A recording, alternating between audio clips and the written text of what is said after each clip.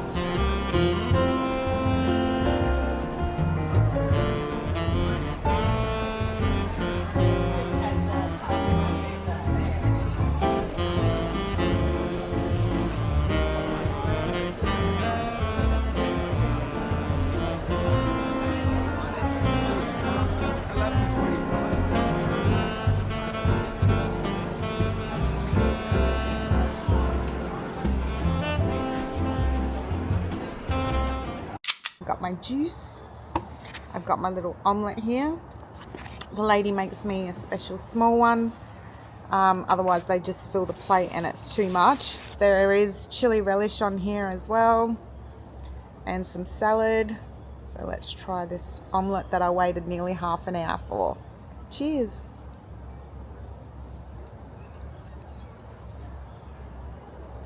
It was good. Okay, so I'm home from the market. And like I said, I didn't need to buy a lot today because I'd been last week and I've got some stuff left over. Buying from the market does mean that I can keep my vegetables and fruits a little bit longer because they are cut fresh that morning, as opposed to buying from the supermarket where they only last a few days. One thing I didn't say previously was that in order to be a stall holder at the Wayville Showgrounds Farmers Market, it has to be South Australian owned produce only. So this is what I got, some green apples because I love green apples. Look at the size of some of these. I bought a few from the seconds basket and then a few from their A grade. I got some capsicums. These are also seconds, but I'm going to be using them in stir fries. And I love the mini capsicums because I can also use them as a healthy, low-carb option to tacos, as opposed to using the tortilla wraps. I got some Roma tomatoes, and I'm going to use them to make my roasted tomato sauce, and some mini red apples or missile apples for mum, some broccoli, zucchini there, or zucchini chips, taralli, wholemeal and fennel. I love these, and as does Bella. She also loves them, so we have one each after dinner every night. I got some dried apple slices, and I like these because there's no sulfur in them, so that means that I can eat them without reacting. Now, I don't eat a lot of dried fruit as a rule, because once you dry them or cook them or whatever, it does change the sugar content. It actually increases the sugar content for some reason. I'm not sure why, but yeah, so they're a treat for me. I don't eat a lot of them. I wish I'd gotten the figs too, because they looked delicious. The other thing I grabbed was prickly pears. So they are prickly pears, and I've grabbed these for mum because she loves them. If you're not familiar with prickly pears, you need to wear gloves and use tongs when you're peeling them to get the flesh off, to get to the fruit, because that's why they're named prickly pears. They are quite prickly. So they're for mum. They're a nice red colour, so it means they're ripe and ready to be eaten. So that's my little market haul for today. Usually I buy a lot more, cauliflower and all those sorts of things, but I still have stuff in the fridge, and I don't like to waste good fruit and veg because it is expensive. So that's my little market haul.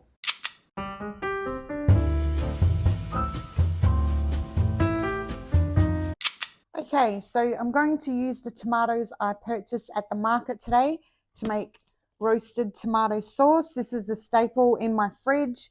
I make it every couple of months or so. I also make it for mum because she loves it. And it's such a good foundation recipe for so many different other things. I use it in butter chicken. I use it as a marinade. It's just a delicious sauce, and I get that from Bridget's Healthy Kitchen cookbook. I use her cookbooks all the time. It's really healthy, gut-friendly foods. This isn't sponsored. It's just books I've been using for years. And I will link her website below so you can check out her books if you like. And also there are recipes on her website. So they're mostly sugar-free, reduced carbs, gluten-free, all that good stuff. Now this recipe also calls for sticky sauce, which I also get from Bridget's Healthy Kitchen. So I'm going to roast up my tomatoes. It's got a selection of seasonings on there. I'm also adding in some fresh thyme from my garden. It does take about an hour and a half to make. The actual steps you need to take are quite easy and quite quick. It's just a matter of roasting them in the oven for about 45 minutes, and then they go onto the stovetop for some additional cooking before you blend them up to make them into what is essentially like a passata. So I'll get cracking on that. I tend to cook a lot from scratch in this house. I enjoy the process of cooking. I also like to know exactly what's going into my foods. I don't like a lot of preservatives that you find in a lot of stuff off the shelves in the supermarkets.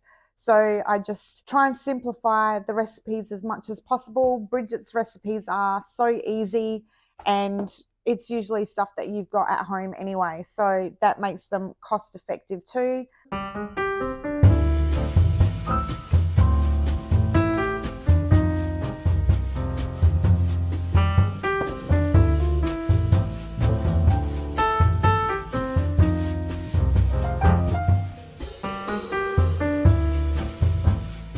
Okay, so my tomatoes are now roasting in the oven. That'll take half an hour to 45 minutes. And while I wait for those, I'm going to make my chicken patties. Now, I know that it sounds a little bit unusual, but I actually have a chicken patty for breakfast as opposed to things like oats and cereals. It just increases the amount of protein that I'm getting, and I also really enjoy them. I don't follow any particular recipe. It's all just done by sight. And then I just measure them out into little patties and freeze them, and then I take them out as required and just cook them in my air fryer the night before, so they're ready for me the next morning.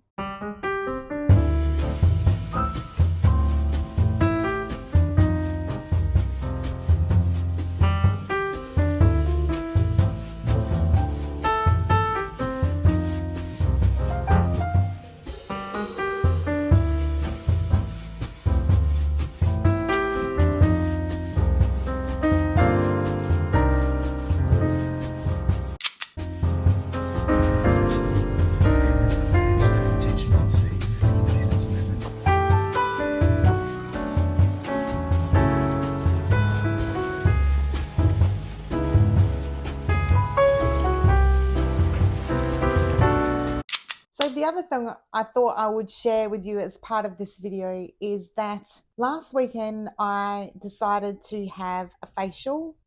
In an attempt to save money, I think about 6 months ago, once my serums and moisturizers and everything had run out, I decided not to repurchase what I was using and opted instead to go for like CeraVe and stuff that I could just get from the chemist because it was a quarter of the price. I don't go and get facials anymore, again, because of the cost. But I started to feel that my skin was starting to react really negatively to the products that I had purchased. So I just reduced it to a cleanser, a moisturizer, and a CeraVe serum. And I started to get all these little lumps and bumps in my skin. So Silk Laser were having a special. So I decided to book in just for a microdermabrasion for a little bit of a deeper clean, and also for a hydrating facial mask with the LED light therapy. I was right about the lumps and bumps. The lady that did the facial for me had to do a bunch of extractions, and she said that the products I was using was causing a buildup and clogging up all my pores. And she also suggested that given that I can go in and have facials to rectify all those little issues, it's what I do at home that's really, really important. So in the end, I decided to spend the money and I bought a few products from there, but I've tried to keep it as minimalist as possible. And I did explain to her that I just want a really simple facial routine, morning and night. I do use a really good sunscreen. I use I think it's the Summer Fridays, the Mineral Glow. I'll leave the link in the description anyway, but I've been using that for a few months and absolutely love that. But a week now it's been since that facial, and my skin feels so much better. It's less reactive. It feels really smooth and clean. And I'll just share some of the products that I purchased. So I got the cleanser. Now, this is the Silk brand cleanser. And what I like about it is that it's Australian made and owned. And I think it's actually local because on the back it's got the Parade Norwood. So hopefully that is an Adelaide made product. That would be nice. And I also picked up the glycolic and lactic scrub. I picked up the nourishing moisturizer and also the vitamin B serum. They work out to about $59 each, but the more products you purchase, the cheaper it becomes. So I picked up the 4 products for $170. I know that's a lot, but they should last me quite a long time. So unfortunately, in an attempt to save money, I actually was doing myself a bit of a disservice, and I would like to look after my skin because I would like it to look nice and feel nice. So yeah, I just thought I would share that with you. Again, not sponsored.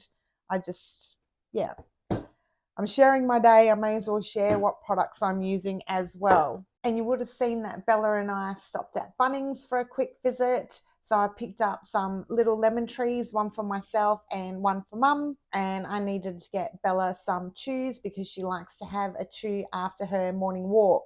So we picked those up today. Next Friday, I have got a day off.